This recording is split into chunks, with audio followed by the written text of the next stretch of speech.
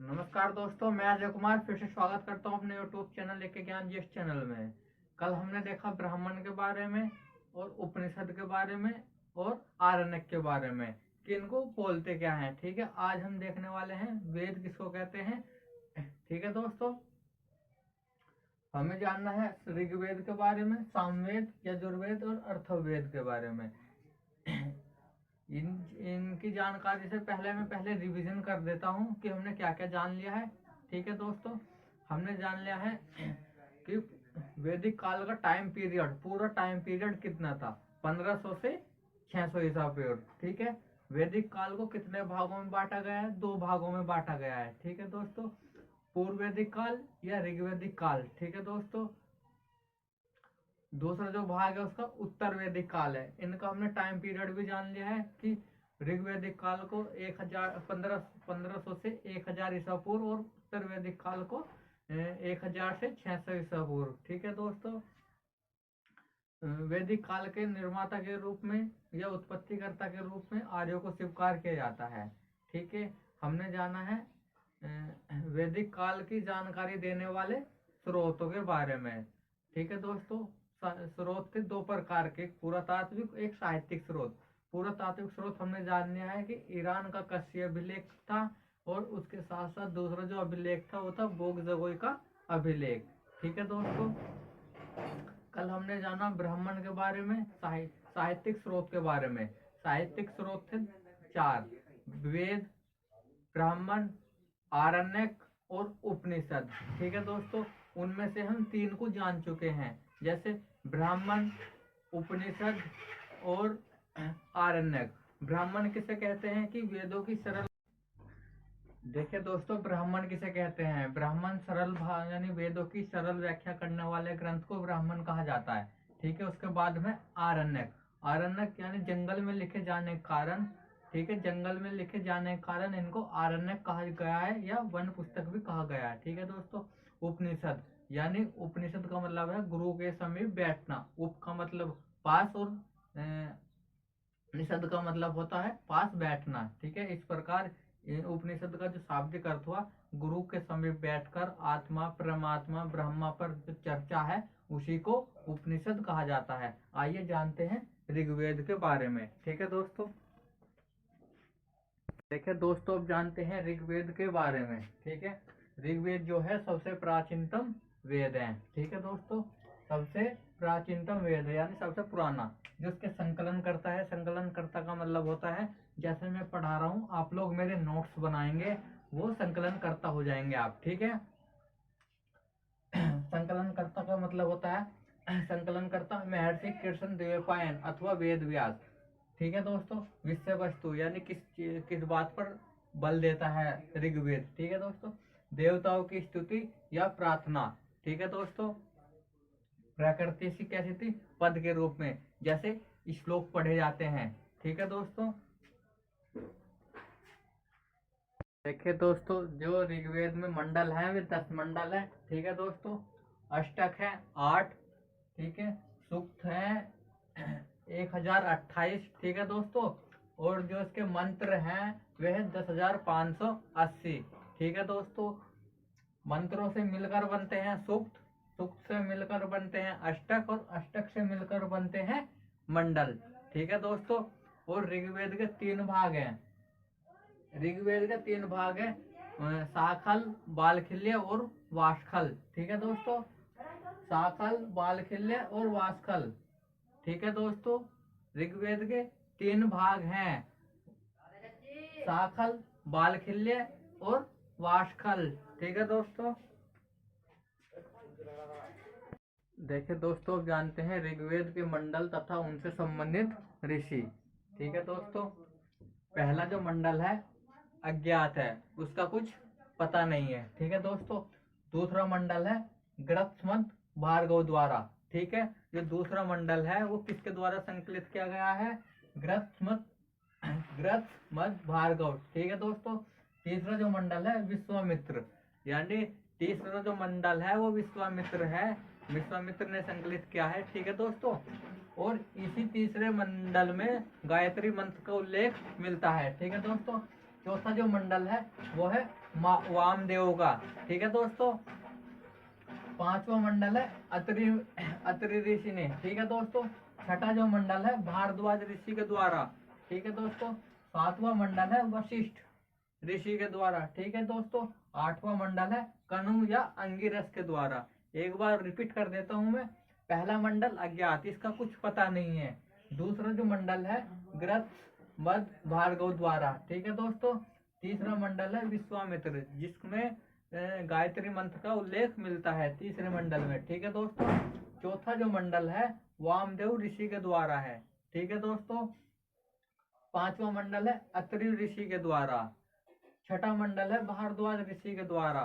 सातवां मंडल है वशिष्ठ ऋषि के द्वारा। आठवां मंडल है कनु या अंगिरस ऋषि के द्वारा। ठीक है दोस्तों।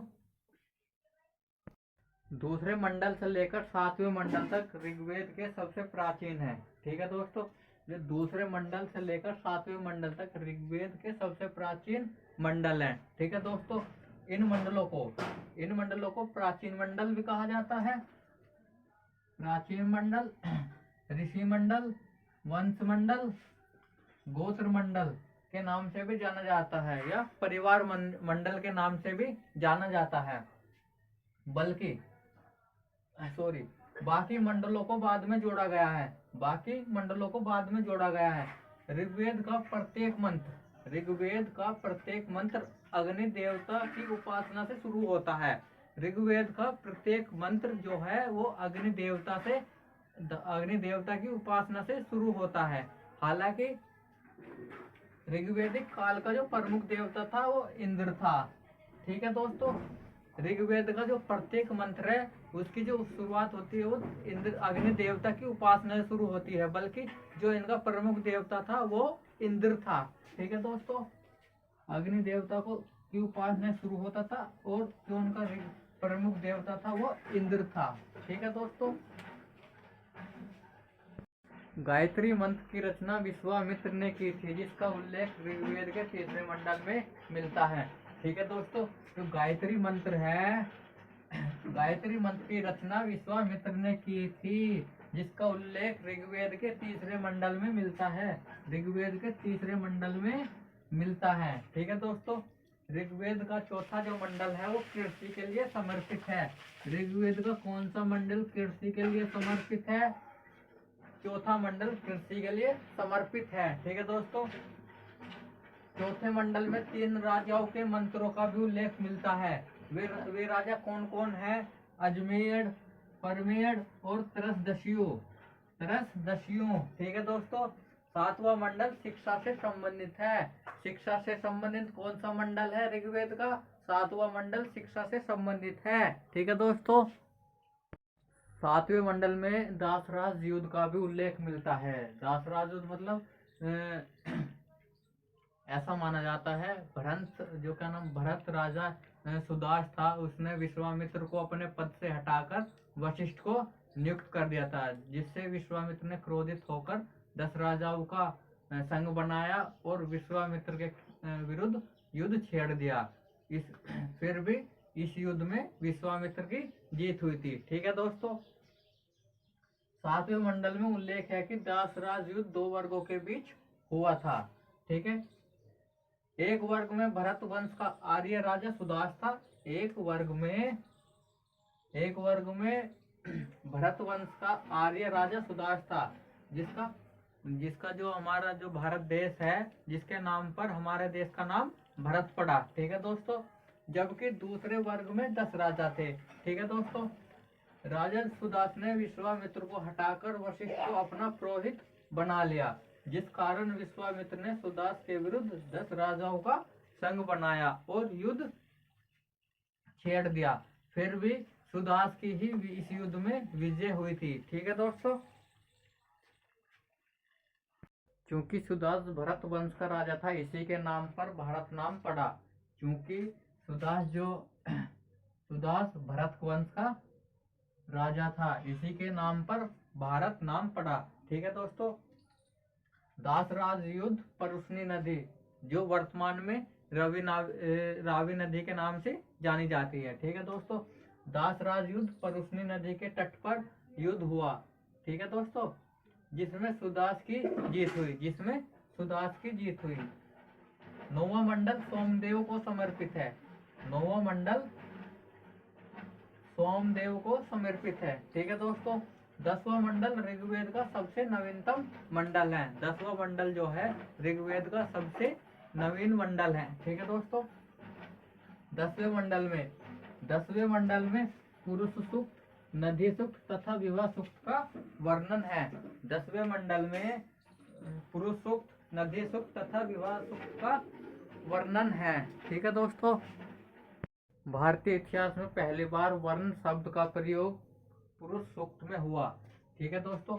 भारतीय इतिहास में पहली बार वर्ण शब्द का प्रयोग पुरुष सूक्त में हुआ। किसमें हुआ? पुरुष सूक्त में हुए। वर्ण शब्द का प्रयोग पुरुष सूक्त में हुआ सबसे पहले। ठीक है दोस्तों। ऋग्वेद के 10वें मंडल के पुरुष सूक्त से ऋग्वेद के 10वें मंडल पुरुष सूक्त से एक विराट पुरुष के 4 भागों 4 वर्णों की उत्पत्ति का उल्लेख मिलता है। ठीक है दोस्तों। इसमें जो वर्ण का मतलब होता है ब्राह्मण, क्षत्रिय, वैश्य, शूद्र। ठीक है। ब्राह्मण मुख से, क्षत्रिय बाजुओं से, वैश्य पेट से और शूद्र चरणों से या तलवों से। ठीक है दोस्तों। फर्स्ट है ब्राह्मण, सेकंड क्षत्रिय, थर्ड है वैश्य और फोर्थ है शूद्र। ठीक है दोस्तों। वर्ण होते हैं 4, ब्राह्मण, क्षत्रिय, वैश्य, शूद्र। ठीक है दोस्तों। देखिए दोस्तों, अब जानते हैं दूसरा जो वेद है सामवेद। ठीक है। हमने ऋग्वेद जान लिया है। ठीक है दोस्तों। सामवेद के पुरोहित का नाम उदाता, ठीक है दोस्तों, उद्गाता है। ठीक है दोस्तों। पुरोहित का मतलब जो सामवेद की सरल भाषा या व्याख्या करता है उसका नाम उदाता है। ठीक है दोस्तों। जेमिनीय नामक ऋषि ने सामवेद को संकलित किया है। किसने? जेमिनीय। ठीक है दोस्तों। जेमिनीय नामक ऋषि ने सामवेद को संकलित किया है तथा कुछ योगदान सुकर्मा ऋषि ने भी दिया है। ठीक है दोस्तों। कुछ योगदान सुकर्मा ऋषि ने भी दिया है। विषय वस्तु संगीत या गायन। भारतीय संगीत का जो जनक कहा जाता है वो सामवेद को कहा जाता है। भारतीय संगीत का जनक किस वेद को कहा जाता है? सामवेद को कहा जाता है। ठीक है दोस्तों। इसमें जो कुल मंत्र है 1549। ठीक है। 1549 मंत्र है केवल। ठीक है दोस्तों। सामवेद का कोई मंडल नहीं है, इसका कोई मंडल नहीं है। ठीक है दोस्तों। इसके अधिकांश मंत्र ऋग्वेद से लिए गए हैं। ठीक है। ठीक है दोस्तों। 75 मंत्रों को छोड़कर जो सभी इसमें मंत्र हैं वो ऋग्वेद से लिए गए हैं। ठीक है दोस्तों। देखें दोस्तों, अब जानते हैं हम जो तीसरा जो वेद वो है यजुर्वेद। ठीक है दोस्तों। यजुर्वेद 40 अध्यायों में लिखा गया है। कितने अध्यायों में लिखा गया है यजुर्वेद? 40 अध्यायों में लिखा गया है। ठीक है दोस्तों। इसमें जो कुल मंत्र हैं वह 1990 मंत्र हैं। ठीक है। विषय वस्तु इसकी क्या है, यानी किस चीज पर ये जोर देता है? ठीक है दोस्तों। यागिक कर्मकांड, अनुष्ठान, बलिदान, प्रथा इत्यादि के बारे में। ठीक है दोस्तों। यजुर्वेद के जो पुरोहित है वो अर्धाव्यु है। ठीक है दोस्तों। यानी यजुर्वेद की जो सरल व्याख्या की है वो किसने की है? अर्धाव्यु ने की है। ठीक है दोस्तों। यजुर्वेद के 2 भाग है। शुक्ल यजुर्वेद जो पद के रूप में लिखा गया है, जैसे श्लोक लिखे जाते हैं। ठीक है दोस्तों। और सेकंड जो इसका भाग है वो है कीर्तन यजुर्वेद। कीर्तन यजुर्वेद लिखा गया है गद्य में। जैसे हम किसी व्याख्या की अपने शब्दों में, मतलब किसी श्लोक की हम व्याख्या करते हैं अपने शब्दों में। ठीक है दोस्तों। उसको गद्य बोलते हैं। ठीक है दोस्तों। इस प्रकार यजुर्वेद एकमात्र वेद है जो गद्य और पद दोनों में है। ठीक है दोस्तों। यजुर्वेद एक ऐसा मात्र वेद है जो गद्य में भी है और पद में भी है। ठीक है दोस्तों। शुक्ल यजुर्वेद का अन्य नाम वाजसनेयी संहिता भी है। यानी शुक्ल यजुर्वेद का अन्य नाम जो है वो वाजसनेयी संहिता भी है। ठीक है दोस्तों। शुक्ल यजुर्वेद के 2 भाग है, कान और माध्य दिन। ठीक है दोस्तों। कान और माध्य दिन, यानी शुक्ल यजुर्वेद के 2 भाग है। कीर्तन यजुर्वेद के 4 भाग है, काठक, काठल, कपिस्थल, मैत्रायणी और तेतीरीय। ठीक है दोस्तों। कीर्तन यजुर्वेद के 4 भाग है, काष्ठल, कपिष्ठल, मैत्रायनी और तैत्तिरीय। ठीक है दोस्तों। शुक्ल यजुर्वेद में 24 बैलों द्वारा हल जोतने का उल्लेख मिलता है। शुक्ल यजुर्वेद में 24 बैलों द्वारा हल जोतने का उल्लेख मिलता है। ठीक है दोस्तों। देखिए दोस्तों, अब जानते हैं अथर्ववेद के बारे में। लास्ट वेद है। ठीक है दोस्तों। सामान्य जनता से संबंधित है। कौन सा वेद? अथर्ववेद। ठीक है दोस्तों। सबसे लोकप्रिय वेद कौन सा कहलाया जाता है? अथर्ववेद। श्रेष्ठ वेद कौन सा कहलाया जाता है? अथर्ववेद। नवीनतम वेद यानी नवा वेद किसको कहा जाता है? अथर्ववेद को। ब्रह्म वेद किसको कहा जाता है? अथर्ववेद को। ठीक है दोस्तों। अथर्वा तथा अंगिरस नामक 2 ऋषियों ने अथर्ववेद का संकलन किया है। अथर्वा और अंगिरस नामक 2 ऋषियों ने अथर्ववेद का संकलन किया है। ठीक है दोस्तों। इसमें जो कुल अध्याय हैं, इसमें 20 अध्याय हैं। ठीक है दोस्तों। कुल सूक्त यानी जो इसमें मंत्र हैं, ठीक है दोस्तों, 731 मंत्रों से मिलकर बनता है सूक्त। ठीक है। और इसमें कुल मंत्र है 6000। ठीक है दोस्तों। अथर्ववेद के भी कुछ मंत्र ऋग्वेद से लिए गए हैं, यानी अथर्ववेद के मंत्र भी कुछ ऋग्वेद से लिए गए हैं। ठीक है दोस्तों। अथर्ववेद के 2 भाग हैं।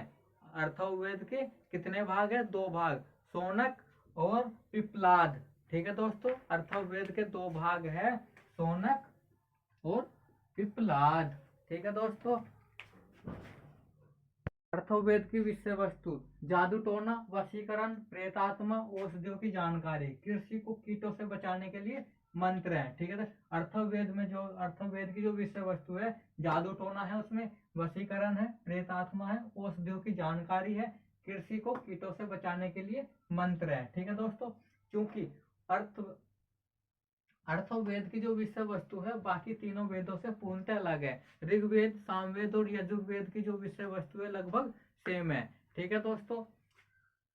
इसके अलावा अथर्ववेद की जो विषय वस्तु है वो इन तीनों वेदों से अलग है, भिन्न है। ठीक है दोस्तों। इसलिए इस वेद को वेद त्रय का हिस्सा नहीं माना जाता है, त्रिदेव का हिस्सा नहीं माना जाता, क्योंकि इसमें आम जनता से संबंधित यह वेद है। ठीक है दोस्तों। अथर्ववेद के पुरोहित को ब्राह्मण कहते हैं। अथर्ववेद के पुरोहित को ब्राह्मण कहते हैं। यदि वीडियो अच्छी लगी हो तो लाइक करना, चैनल को सब्सक्राइब करना। ठीक, धन्यवाद।